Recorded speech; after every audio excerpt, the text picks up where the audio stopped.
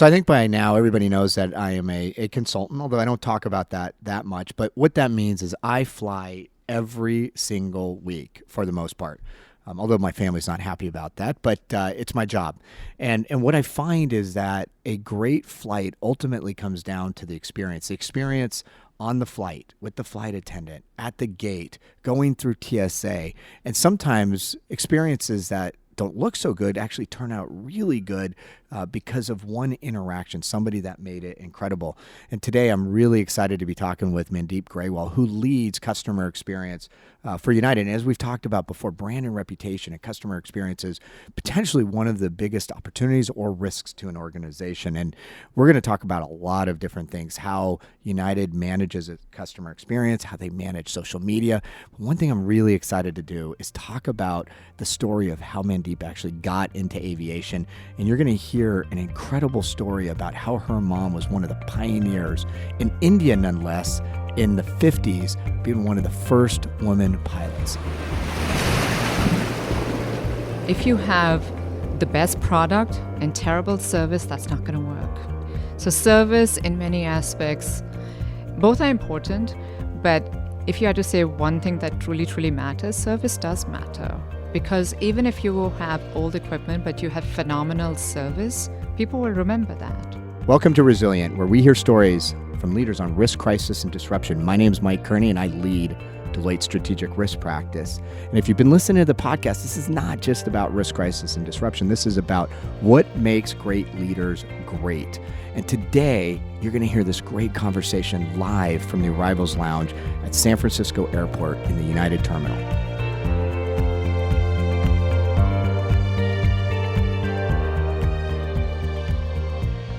So you know what? I want to start with your personal story because it's so compelling. And I remember when we had dinner, you told me, and I just remember to this day. And it's how you caught the bug of flying early. And it really starts with your mom, right? And her role in aviation in India. Can you share that story? Just go back to that time. What was your mom's role? What did she do? Absolutely. So my mom was 18 years old when she first started flying. This was a bug that she got and something that she actually had never dreamt about or thought about till she started college in Delhi, India, back in the 50s, and was at a speech being given by one of the members of the flying club in Delhi, and who kind of talked about at the end of his speech, apparently, of how they dreamt about women would one day become pilots too. And that, I think, really inspired my mom right away to think that why did it have to be one day and why couldn't it be now? And right. So she went and signed up and became one of the first women pilots of India. And in an era that you can imagine where women in India barely went to college and never really left their homes as much, to go into a field that was absolutely dominated by men at that time and start really take on this very big task of talk about breaking a glass ceiling. She shattered, I think, and created a path for many, many women to follow. And so she was one of the very first women pilots in India. What do you think some of the what were her characteristics that drove her to do that? Because that sounds like pretty easy nowadays, 2016, we're in the U.S., but going back, like you said, to the 50s in India, first of all, aviation was still fairly nascent at that time too, and now she jumps into it. What was her characteristics? Why do you think she got into it in the first place? You know, I think if you talk about her characteristics or what drove her, it's very different from the time or the environment that she grew up in. Yep. Because my grandparents were extremely traditional, and she grew up in a small village and went to local schools. But I think her dreams and aspirations were much bigger than that. And hearing this gentleman speak from the Delhi Flying Club, I think, opened those doors and gave her an opportunity to really dream above and beyond what she ever imagined. So she wasn't the first woman pilot. There were a couple prior to her, but she did get a lot of publicity because she was often, observed by Jawaharlal Nehru, who was the first Prime Minister of India. And he had come and seen her flying, and she did win several championships against the men she flew against at the Delhi Flying Club back then. And she made a name for herself. And I think, again, she created a path for other women to follow, too. She inspired many people. And, of course, she inspired me in every aspect. Yeah. So how did your mom's story, or did your mom's story influence you to get into aviation? Because most of your career has been either Continental or United. Absolutely. I think from the early stages of my life that I can remember, I grew up on airplanes, and that wasn't just due to my mom being a pilot. Right. My parents, actually, when I was just a few months old, had moved to Africa. So my early childhood was in Zambia. And we pretty much, if I reflect back on the first 18 years of my life, my brother and I spent it on planes between Africa, Europe, and India. We ended up going to boarding school in India. And my parents continued to live in Africa. And we flew all over the place. Flying back and forth and all over the place, yeah. So, I cannot ever remember a time when we went on a plane. And it's been in my blood, as a result of, obviously, my mom and as a result of what we experienced as kids. So from the very onset, I, to be honest, never considered another industry. I knew that this is the industry I was going to go into. And you've obviously moved up within Continental, then United. Did how your mom go about it influence kind of your perspective on roles that women could play in aviation? Absolutely. Even till today, even though my parents have passed away, I often reflect on some of the things that they taught me and the barriers that they had to overcome, especially my mom. And it does. On a regular basis, I still think about the avenues that my mom followed and what I needed to do to succeed. Great. Any other early experiences really shape you as a person? And we're going to get into your education and then what you do at United, but any other early experiences? Such a compelling story, but anything else you'd like to share? I think for me, it's the exposure we got by traveling around the world and meeting so many people from different cultures and with different backgrounds. I think that shaped and has shaped who I am today, because I have seen a lot in my life so far. And by that I mean seeing and being exposed to different cultures, different countries, different people. It taught me tolerance very early in my life. You graduated with a degree in economics, and you went to school in New Delhi, and then you came to the U.S., and you got a degree in finance from the University of Houston. Do I have my facts right? Yes. Okay, good. Talk about how your education kind of shaped you, the journey that you went on, both going to school in India, but then also in the U.S. So of course, my journey has been a interesting one and quite different from many people that I've met here.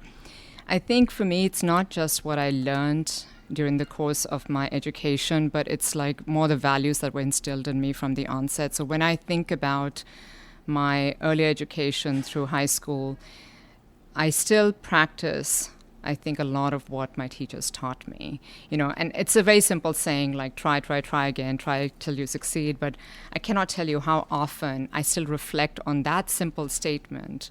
And so when you talk about education, I think beyond my degrees, I really actually think more about what I was taught and how to follow through in life. So let's talk about your time at Continental and the United. You joined Continental in 1992? Yes. Can you explain your journey, and then we'll get to kind of the role that you have today? But you don't see, I joined Deloitte in 1994, so we have something in common. We've been at our organizations quite some time, which to me has served me extremely well. But I'd love to hear about your journey, kind of where you started and now where you are within United today. Absolutely. So when I was graduating, as I mentioned earlier, for me, I always knew that the airline industry is where I wanted to go and spend my career. Unfortunately, when I graduated back in 91, Continental was in bankruptcy at that time. The airline industry wasn't in the best state. And I didn't have an opportunity to go straight into an airline. So I worked for a hotel management company, but then for a 1-month window, Continental Airlines back then had opened a hiring freeze, and I managed to get my resume in, and I got hired into the financial planning department. And the rest is, to be honest, history. It was one of the most incredible calls I remember getting, telling me that I was hired. That said, as much as I loved studying finance, when I got into the practice of it, as interesting as it was initially, but I realized that what I was really craving for was going into an area where I could directly see the impact of your efforts, of my efforts. Yeah. And at that time, I learned about this group called revenue management. And it required having an economic statistical background and so on and so forth, which I did. And I explored that, and I was fortunate to get an opportunity to move into that group. And to be honest, that's where I have spent the bulk of my career so far. I had the good fortune of moving up in that organization over the course of time, and loved the aspect that even as an analyst in that group, as you did forecasting, you could see the results of your forecast immediately. When the flight left the gate and it took off from the airport, you knew kind of the revenue on that flight, right? And so it was, to me, like so interesting that as an analyst, relatively new out of college, that you could drive that kind of impact.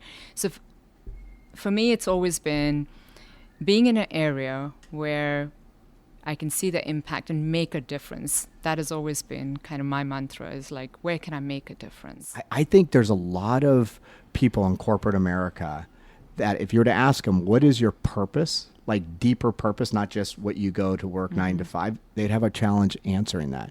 And I think it's when you find people that actually really understand what they're there to do, the job satisfaction goes up exponentially. So maybe guidance to kids coming out of college today, figure out what your purpose is. Absolutely. And have the thing I always tell people is you must have fun doing what you're doing. Doing what you're doing.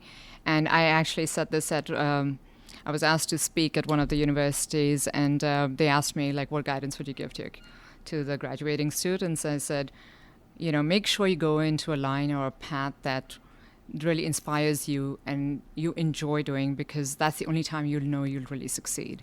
I said, the day you stop having fun, quit. Absolutely. Right. You spend a lot of time at work, right? You might as well enjoy it. Right? Yeah, it's like, why do something that doesn't drive you, right? So you're in revenue management, and then now you're in customer experience. You're managing director of it. Can you explain? I mean, I think intuitively we kind of get what that means, but what does a day in the life of Mandeep Grewal look like? What are you responsible for? So my responsibility now is, as you mentioned, customer experience at United. And this is a very interesting group and area, and something I'm truly, truly passionate about, because this role entails really creating collaboration and cooperative, focus across various organizations within our company.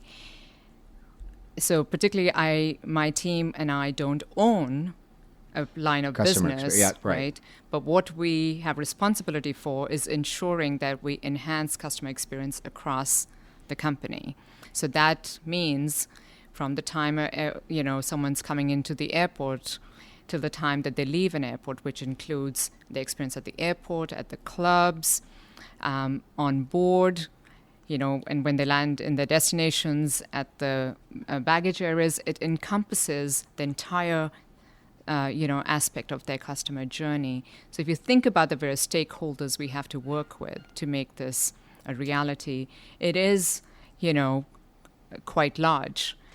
But yet we don't have ownership of any individual area. So it really is about how well can you collaborate and work with the various groups to ensure that we all agree that we do share a common purpose. So I'm going to move into a passion of yours, which is diversity in aviation. Yep. And there's two areas that I know that you're very active in: Women in Aviation Association, and then the U Impact, which I'm really excited to talk to you about because you've got some cool stories there. But can you maybe share where your passion comes from, and then maybe a little bit about these two organizations? Absolutely. So my passion comes from, again, my own experiences as well as my mother's in her time in aviation. But one of the things, like early on, I remember, if I think about starting off my career, I do remember, some folks telling me that it would be very hard for a woman to succeed, and especially if you're a woman of color, yep, right, in corporate America. Well, there were two ways to handle that. Is one, you could just accept it and not do anything about it, or you could work hard and prove that that is not the case. And I obviously chose the latter. I was going to say I'm not surprised by that, knowing you a bit. And so I have, that said, I will say that over the course of my career, I actually felt that I got a lot of support, through various avenues, as well as through my own leaders, my co-workers. Everyone who was really supportive. I will say I did not feel that there were barriers that were put in front of me. I did, at the same token, I did work very hard, just like many others have. And where my passion, though, has come in terms of working with this organization and leading You Impact at United is, if I reflect back on my career, what I feel that was missing was probably a bit more guidance. I worked hard. I achieved many things that I'm really happy about. However, if there was better guidance and opportunities presented to me, or more education about the avenues I could have followed, I probably may have taken different paths. So what we're trying to do with the organization, which we have named You Impact at United, is really help and mentor the younger generation entering our world of aviation, and definitely entering United Airlines, to help them better network, which is one thing I think we see all the time, is women are not very good at networking. So what does that look like? So if I'm a woman that I've been in United for a few years, how do I feel the impact of You Impact? So it's interesting. It's not just about someone coming brand new. Okay, it's about women that have been in the organization. Women have been in the organization. So I'll give you an example. We've had some women in probably one department at United for many, many years. And they've just kind of stayed there. And I won't go very far. That was me too. That was me, right? Yep. I spent a long time in revenue management and pricing. And what happens is, if you don't know of other areas and opportunities, and you don't network enough, you don't realize that you may have the potential or the ability to actually go explore other areas, right? And what we have done is actually created this forced networking, which has opened up everyone's eyes to say, you know what, if I've been in marketing all my life, maybe I can go explore something else. And I can go talk to someone and figure out that would my skill set fit out here. Well, and it's not only will my skill set fit, but I also I think oftentimes if you come from a different group, you add so much more value. Absolutely, because there's perspective. Absolutely, a different perspective. And what we have going on at Your Impact, which has been an extremely effective way for us to create this networking, we host various events during the course of the year, and we try to do something every month.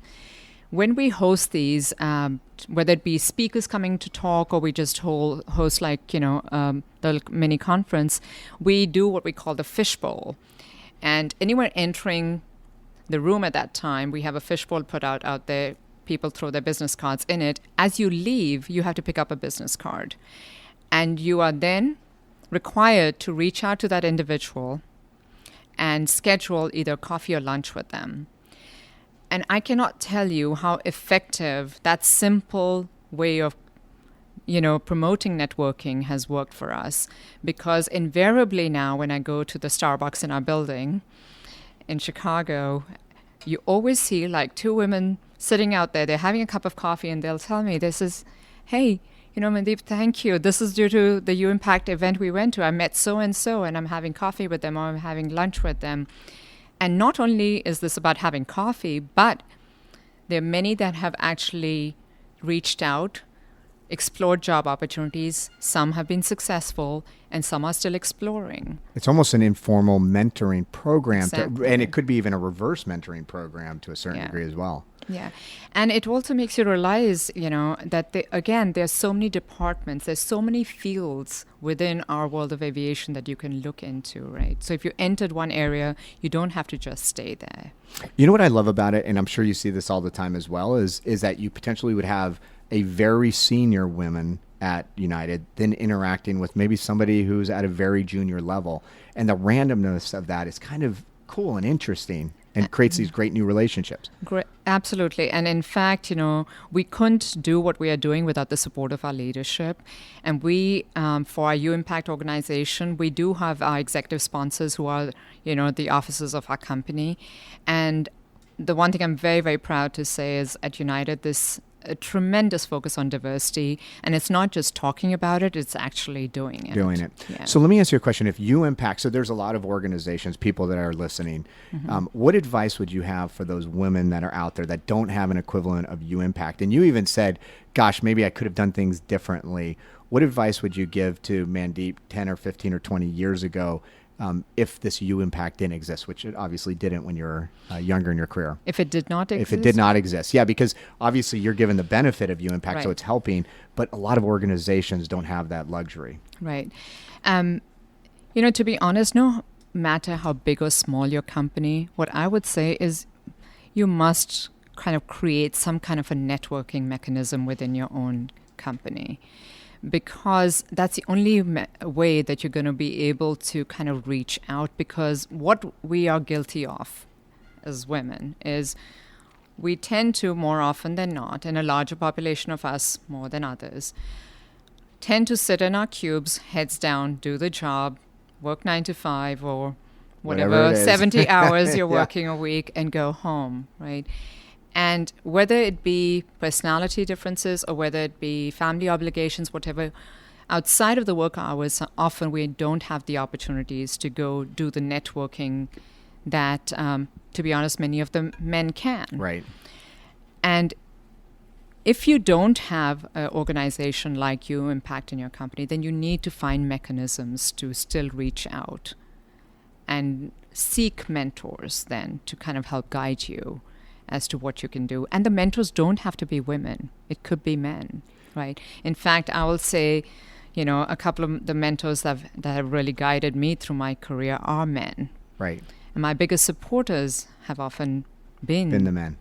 And my guess is they've probably been very open to it. Absolutely. Absolutely. And so I think, to answer your question too about the, giving advice to people that don't have these kind of organizations in their company, reach out then. Either if you can't create the organization, learn more about your company's objectives, but learn about your leaders, reach out to them. And like you said, men are actually very open to mentoring too. Yeah, you have to break those barriers, though. Exactly. Let's talk about the story. I love the story about the all-woman flight. I think it was from Seattle when you took a new plane. Is that right? To Chicago. Can you share that story? Absolutely. So as you probably know, every now and then we take delivery of new aircraft. Right. And when we do, it's actually a big celebration. It's like, if you think about buying a new car and how excited everyone gets. So when you take a delivery of a new plane, there's a lot of celebrations around that. And typically at United, they have tried to focus these deliveries by rewarding employees and basically making an event out of it. So an idea that we had is, wouldn't it be great if we used an opportunity like an aircraft delivery to recognize the contributions of so many women at United across our globe? And the idea came from, to be honest, as I traveled around and I talked to so many women, and even I did not realize, for example, how many women we had in certain areas of our company, be it engineering, be it working on the ramp, and so on and so forth.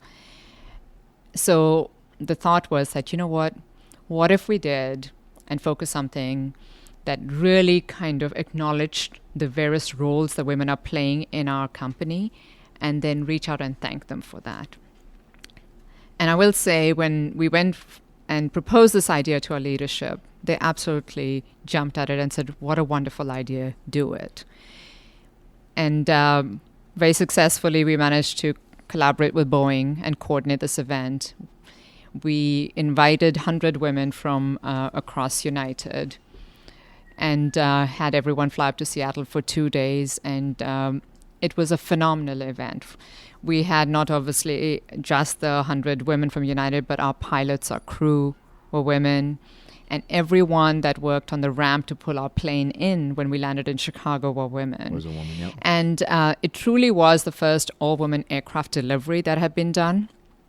And prior to us actually taking the delivery of the airplane, getting the keys, which is symbolic, we had a lot of women from the Boeing leadership there who joined in the celebrations. And they told us this was the very first time that had ever happened. And we were the first airline. So they were excited to join in on it. Oh my God. With you, Yes, it was very well covered by the media across, in Seattle and in Chicago. And more importantly, more than anything, I think what it did is really kind of help and draw attention to the fact that at United Airlines, we are very focused on promoting diversity. I would imagine also the pride that every woman on that flight had for being an employee of United was through the roof. It was unbelievable. And when we left from the Boeing airfield and we took off, and, as the plane takes off, they do a ceremonial wave. That's a goodbye, apparently, that's done. Right. By the aircraft. And so our pilot did that. There was not a dry eye, I would say, on that aircraft that day. It was just a moment of great pride. And to be honest, a way to just thank all the women at United for everything that they do.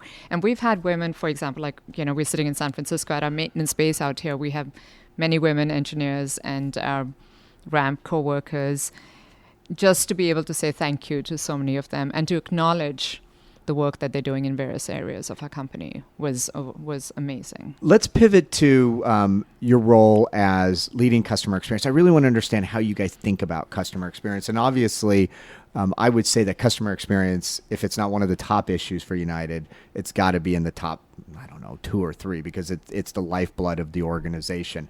But also, when I think of customer experience, there's also this notion about safety.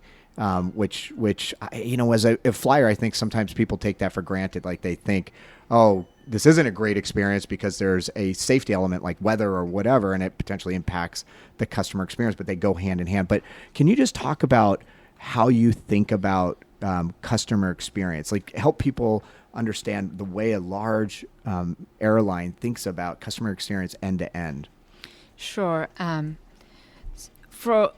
From a customer standpoint, the most important thing, needless to say, is a customer wants to ensure that you're going to get them to their destination on time, safely, right, with all their belongings. That's a huge focus of ours, undoubtedly, right? Without reliability, without a good operational performance, the customers would not be happy. And that's why we have been keenly focused on delivering on that. And we're very proud to say that in the first 6 months of this year, we have had unbelievable on-time performance, and we are on a very good path on delivering on that. So operational performance, reliability, number one key. Yep. Beyond that, what it really becomes is how do you, though, create an experience such that you build loyalty amongst your customers, because that obviously drives many things, such as longer-term revenue, benefits, and so on and so forth. Right, repeat business. Business, that is extremely very important. I mean, it is extremely important for your long-term business survival. So from our standpoint, our customer experience thoughts has really been about how do we understand what the pain points are for customers, and how do we alleviate them? How do we work with our various coworkers across the customer journey and ensure that we are basically delivering at every touch point? And if there are cases where at one touch point something goes wrong, how do you recover at the next touch point?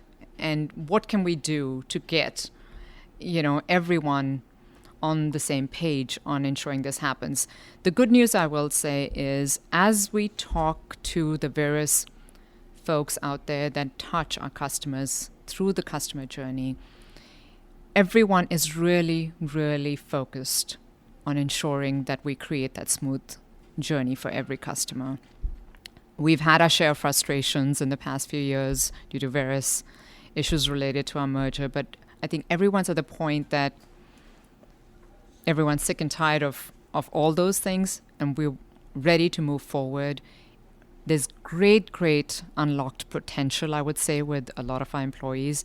And what we're trying to do, and I will say this is really driven with Oscar's vision. Right, your and CEO. his inspiration. Yep. Right, our Oscar Munoz, our CEO. Your new CEO, about a year, right? A year and a half now? It'll be a year in August, I think. Wow, okay. Right, late August. He has come in and really kind of created and inspired so many people across our company to basically share this common purpose and what he talks about, like the North Star, right?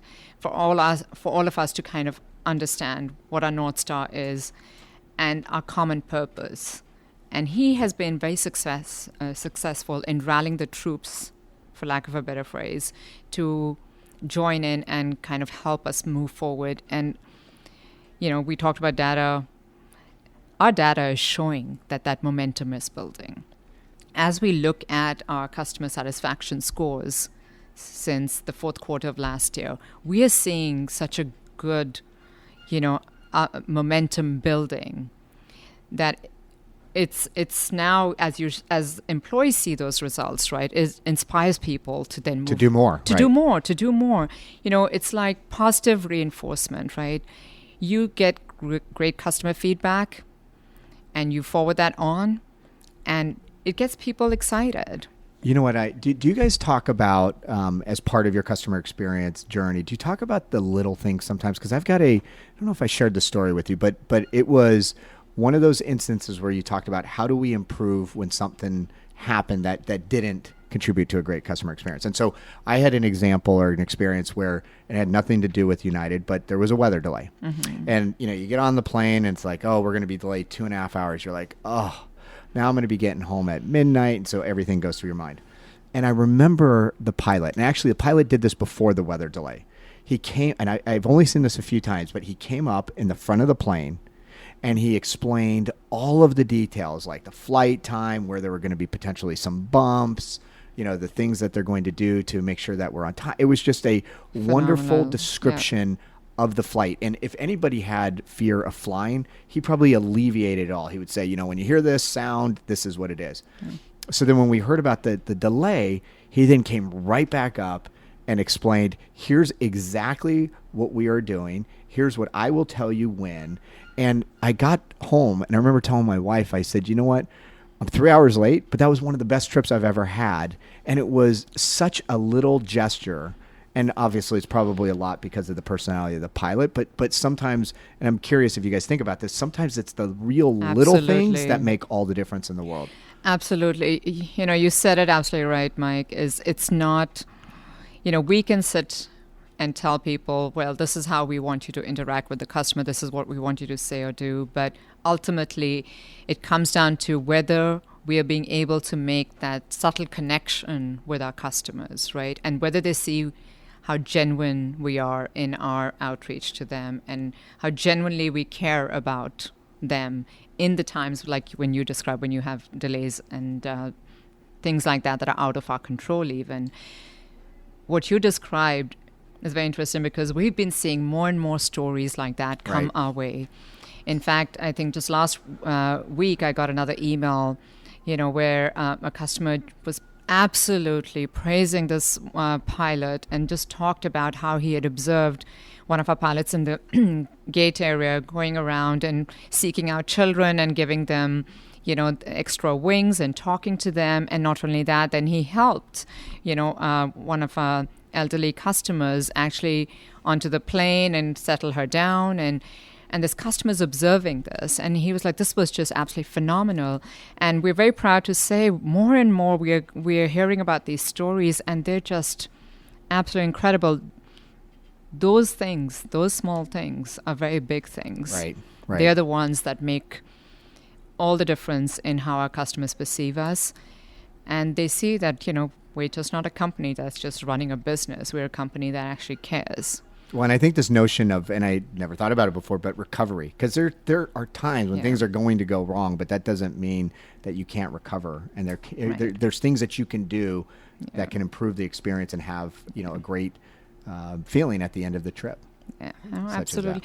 For us, it's also about, like, when you talk about customer experience, right? Our big focus is we want to change the people who are indifferent to actually leaving when they leave the airport and they've flown on United, to actually leave with those impressions like you did, saying with a smile on your face. With a smile on your face and saying, you know what, that was a pretty good flight. And regardless of what may have happened, it's like if you leave with that positive emotion, that is what builds loyalty to a company. Right? So I was going to ask the question, how do you promote great collaboration? But I'm actually more curious of what gets in the way of great collaboration. That's an interesting question. I think what gets in the way is if there's no clear vision. Okay. In terms of what you're looking to achieve. What helps people get around a round table and join hands is when everyone knows that we have a shared purpose and there's a goal that we're looking to achieve, right? If it's foggy, then no one really knows what is it that we're trying to achieve or where are we going. That's what creates, I think, confusion. And then people start backing off of that because they don't know. Like, why am I spending my time? Why am I spending all this time vision? And why am I doing this? But I think so a lack of vision would definitely create a roadblock in building collaboration. I would imagine, my experience, and you could tell me if you see this as well, especially in your role, probably the superpower is listening, like authentically listening, because every one of those groups that comes together as you're trying to figure out how do you really up the customer experience probably has a perspective that is unique to themselves. And if they don't feel like they're being listened and acknowledged, then they're probably not going to join kind of the party. Have you experienced that as well? Meaning the importance of listening really when you're starting to pull groups together?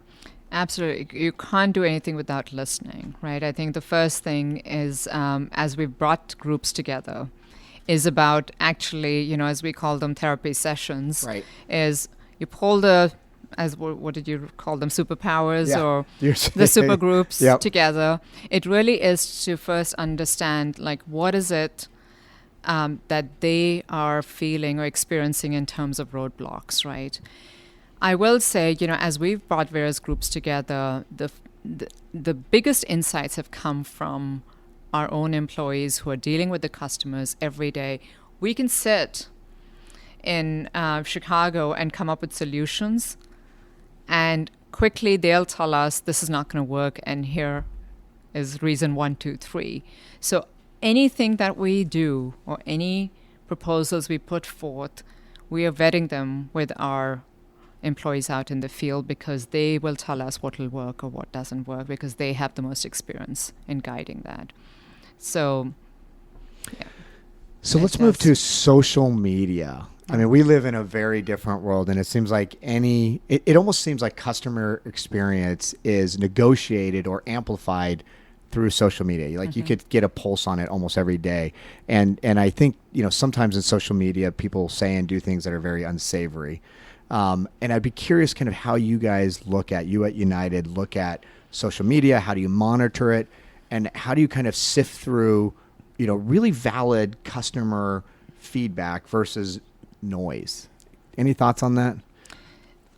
So undoubtedly, social media has become and is becoming a growing component of customer feedback. More and more people are taking to social media, good and bad.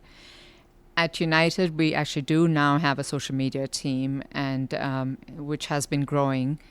And the focus of that group is primarily to understand what's being said out there and track that. As you mentioned, anything that's said on social media is amplified. Right. From a customer feedback perspective, we are monitoring what's happening out there. We absolutely want to know what's happening out there. And thankfully, in the market now, there are various firms that have very good text analytics Right. tools out there. So we're using that to kind of pull a lot of this information to get a sense of what's being said and also measure the sentiment. We, in fact, as we're building better reporting mechanisms at United, we are going to be tracking. We want to know, for example, if, not just from the direct customer feedback that we get through our surveys, but what are people saying as they're flying through San Francisco? Right. And we want to provide that visibility to our leadership out here. Not everything would be actioned on in terms of what's being said on social media, but our focus is on we must have awareness of what's being said. And of course, not everything out there is true. It's basically also separating and taking the noise out of it to really understand what is of value out there and how do we then accordingly follow up or action things that need to be actioned. It's so tricky. And the reason why I say that is, say if you're running through the airport and you've got an issue, it's so much easier to pick up your phone, go to Twitter, and lodge a complaint out into Twitter land versus going up to an agent. Right. And so it's just changing the dynamics. So it's interesting. It is. I know that your people in your social media group will actually engage with some of those customers, right? How do you do it in a way that's, for lack of a better way of saying it, authentic, meaning that it's not just transactional? And I think that's the reason why the team has grown. Yep. Because there's a bit more focus on personalization. Yep. So it's not like a canned response. And a lot of that is driven by, the group that is analyzing a lot of the data that's coming through. The reality is whether it's today or in the future, a lot of what we're going to need is the technology to help sift through the noise to get through the noise to really understand and know, to be honest, who the influencers are right in social media, because it's typically, you can identify who the original influencers are and then how it gets amplified through the various channels. What about, so what's interesting as well, in my mind, is the fact that you don't own your entire customer experience journey. Yeah. You've got that thing called the TSA that sits in between when I check in and when I go in. And this is not to criticize or even really talk about the TSA, but how do you manage the customer experience when you have touch points that you're not even responsible for? Even, I would imagine, different venues within an airport you don't necessarily have control over, but it may reflect on United's brand. How do you deal with that? So our focus is, whatever the experience or interaction may be for the customers, be it at the security checkpoints or be it with vendors at the airports, is really about having strong collaboration. And our various airport leadership works very, very closely with whether it be TSA or whether it be different vendors at different airports to kind of help figure out how we can improve this for our customers. Because you're right, customers will go through an airport, and what happens is, regardless of what frustrations they may have had, when they come onto the plane or come to our gate, it's like, they may be exhausted by then. Right.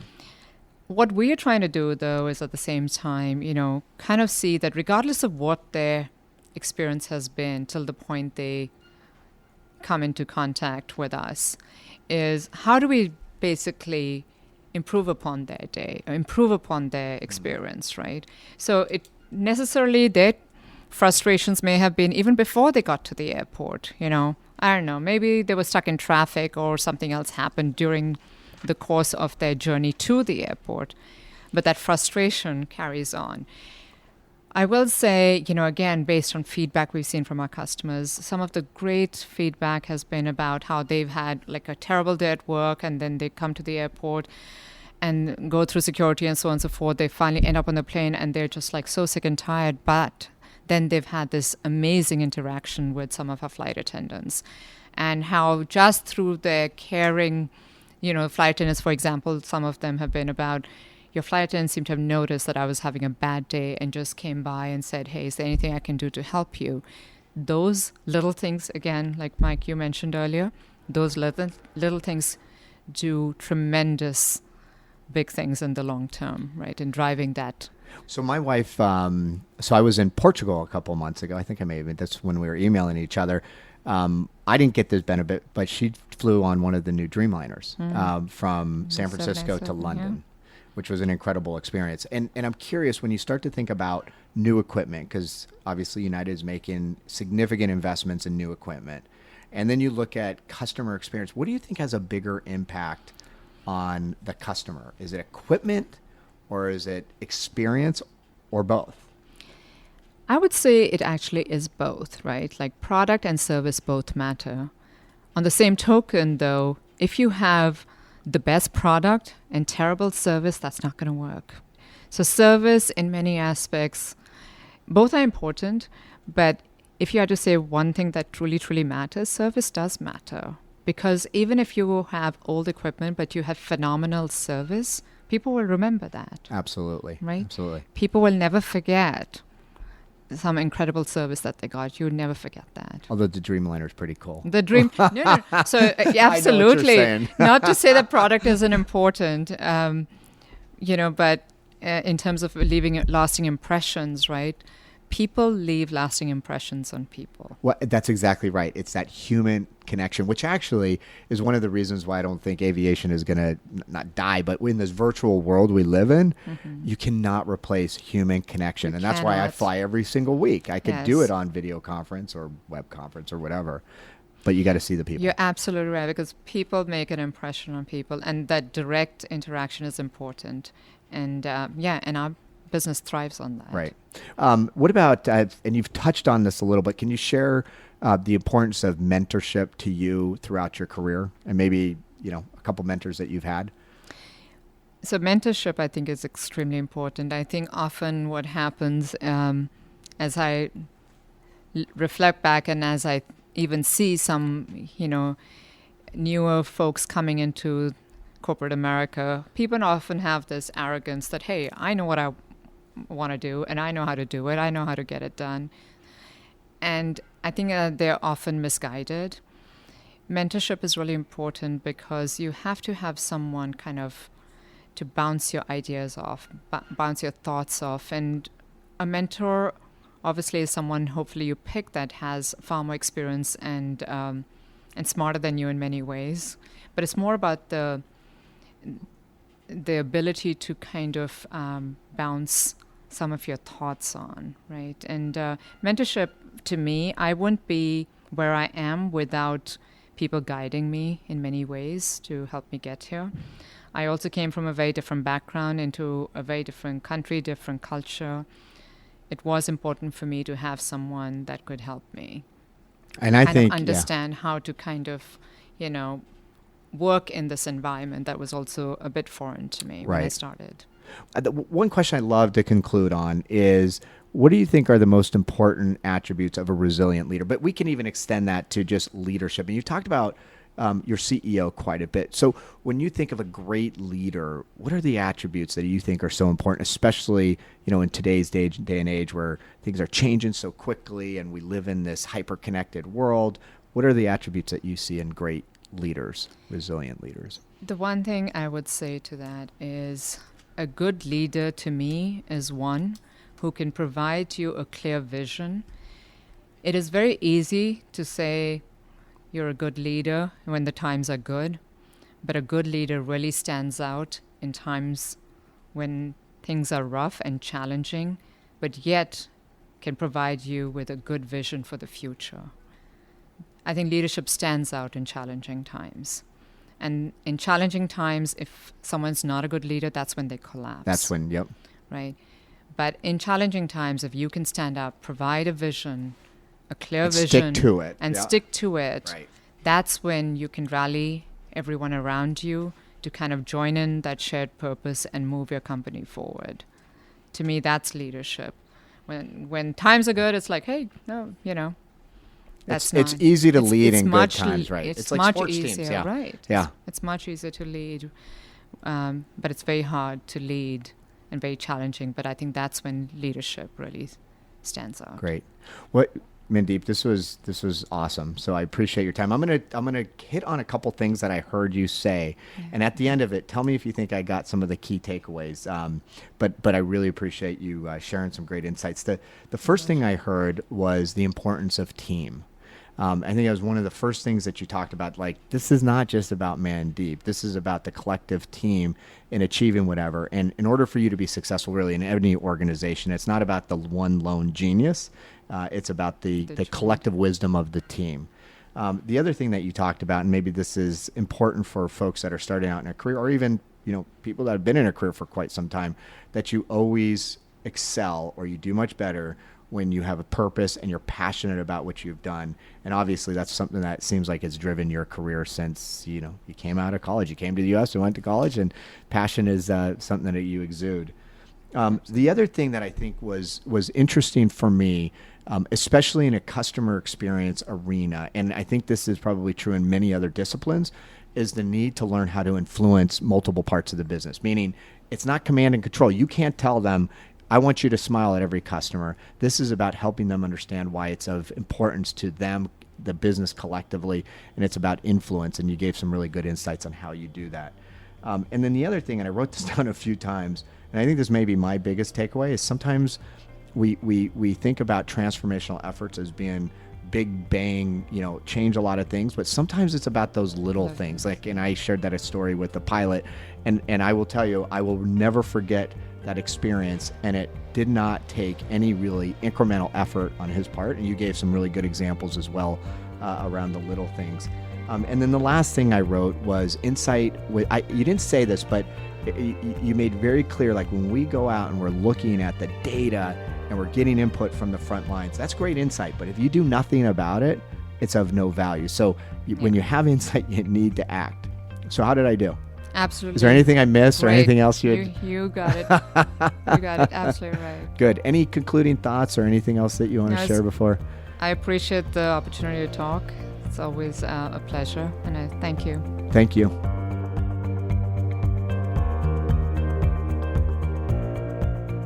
Thank you for listening to Resilient, a Deloitte podcast produced by our friends at Rivet Radio. You can hear us by going to Deloitte.com or many of the other podcast outlets, iTunes, Stitcher, SoundCloud. Also, hit me up on LinkedIn or Twitter. I've been getting great input from all of you. Ideas around what guests I should be bringing on, ideas for the podcast. Please keep it coming. I've actually met a lot of new friends, so hit me up. My last name is spelled Kearney, Michael Kearney on LinkedIn, mkearney33 on Twitter, or just Michael Kearney. Please keep the feedback coming. It is so helpful. And remember, leaders who embrace risk improve performance and are more prepared to lead confidently in the volatile world we live in.